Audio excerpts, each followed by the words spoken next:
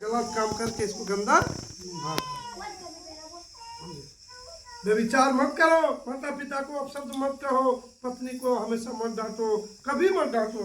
और कहते हैं बच्चों को मत दुत्कारो, गरीब लाचार बेबस लोगों की सहायता मदद करो, परमेश्वर के वचन पर चलो, प्रभु की महिमा करो, एक ईश्वर को मानकर चलो, मूर्ति के आगे से मत करो। जैसे मूर्ति के आगे करते हो, मूर्ति भूत होता है। क्या होता है?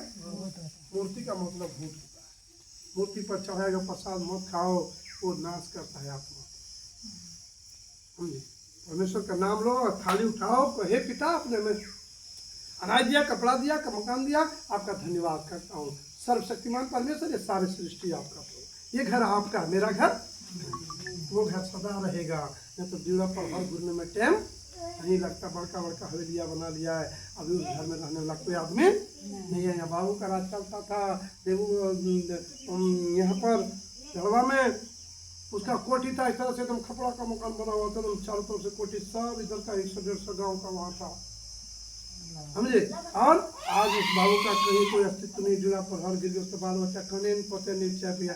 कभी जुल्म शोषण करके मत सोचो भैया, जितने को घरा उतने को गम रहेंगे। हम प्रभु की आराधना करेंगे, गीत गाएंगे, नाचेंगे, गरीब को दान देंगे, सेवा करेंगे, अच्छा से चलेंगे, किसी मूर्ति को ऐसा नहीं करेंगे। हमारा परमेश्वर प्रभु है, हालेलुया। ये ठान लो मन में, चाहे पेट में अनाज हो चाहे नहीं हो, हम बुरा कर्म नहीं करेंगे। हमारे सामने ऐश्वर्य आ रहा है, क्या कोतनो बढ़िया लड़की आ जाए, अपना कपड़ा का हम खोल दे, हम ये क्या हुर देंगे, फोड़ देंगे, अपना शरीर को कैट देंगे, उधर भाग जाएंगे, हम उसके सामने नहीं जाएंगे, पाप से भागना पड़ेगा। आप कहोगे कि सामने में है नाच गाना हो रहा है, वहां पर हम बच जाएंगे पाप से, आप पाप में फंस जाओ। पाप से यीशु मसीह ने कहा भागो, क्या कहो? भागो।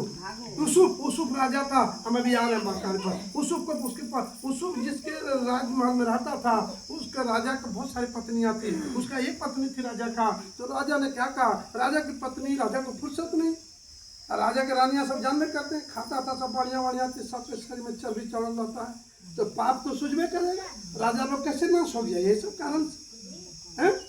वो सबका महल का हवेली क्या ढह गया, सब पाप के कारण से सब ढह के खत्म हो गया सब, है ना। तो वो क्या कि यूसुफ देखने में सुंदर था, लेकिन वो प्रभु का भय मानता था। किसका? प्रभु का भय मानता था, परमेश्वर का भय मानता था। तो राजा की जो पत्नी थी, वो उसको बड़ा पसंद करता था, यूसुफ को देखने में राजकुमार जैसा लगता था। वो उसको पाने के लिए इच्छा था कि हम इसको पाएंगे, इसके साथ सोएंगे, इसके साथ रहेंगे। उसको बार बार कहा कि तुम मेरे साथ रहो, मेरे साथ सो, कोई नहीं जानेगा, कोई नहीं देखेगा। सुनो, काहे सब बात बोल रहे, जरूरी है सब बात खोल खोल के बोलना। इंसान यही सब पाप करता है। यदि हम पास्टर को नहीं बताएंगे, कौन बताएगा? गुरु हमें जब नहीं सही रास्ता दिखाएंगे, कौन दिखाएगा?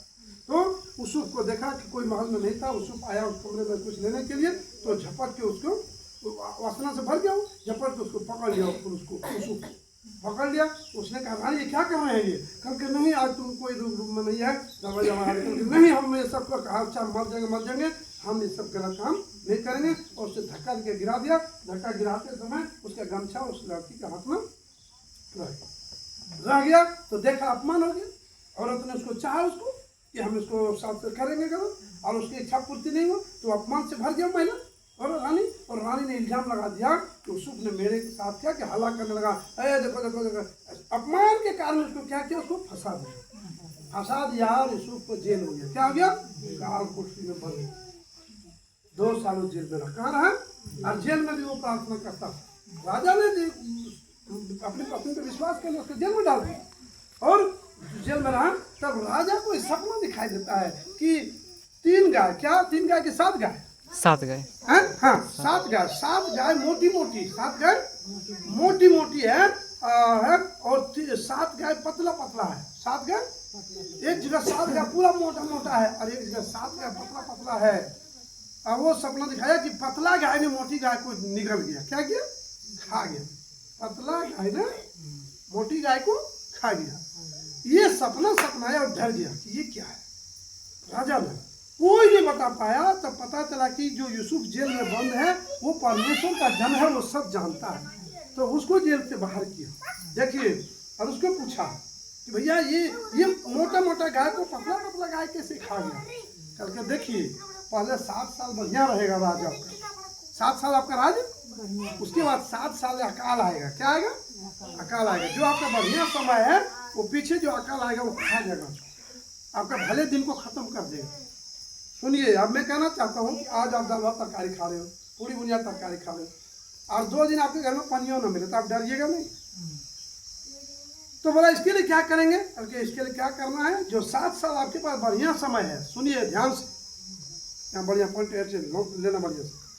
7 साल जो आपके बढ़िया समय आप कमा रहे हैं, बढ़िया हो रहा है, खेत में अनाज हो रहा है, फल फ्रूट सब हो रहा है, उस समय जोर करके रखिए। क्या करिए? खोचे बांध के सब रखिए, धान है, दो फल है, जो भी कुछ है सब जोड़ करके रखिए। काहे? जब वो अकाल आएगा 7 साल, तो उस समय जो जमा करके रखे हैं वो आपको बचाएगा।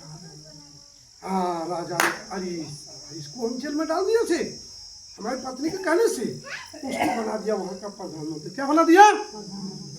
हालेलुया, ताली बजाए जोर से। दीदी, यीशु मसीह के लोग को तकलीफ तो हो सकता है, परंतु उसे कोई हरा नहीं सकता, परंतु उसे कोई हरा नहीं सकता। अगर पाप किए हैं, गुनाह किए हैं, आज माफी मांगने का दिन है प्रभु से। हे पिता, मैंने जानबूझकर पाप किया, मैं पानी पी पी कर पाप किया, मैंने बुरे से बुरे कर्म की हिंसा किया, जो नहीं करना चाहता मैंने वो भी पाप किया। पिता, तू मेरे पापों को क्षमा कर, मेरे पापों को क्षमा कर, और मुझे एक नया जीवन प्रभु जो तू देने आया स्वर्ग से पृथ्वी पर प्रभु, हमारे पापों को माफ किया जो क्रूस पर तूने प्रभु, हमारे पापों का बोझ को तूने लिया पिता। आज मुझे प्रभु परमेश्वर पिता क्षमा की आशीष दे दे पिता, मेरे पापों को क्षमा कर दे पिता, मेरे पापों को क्षमा कर।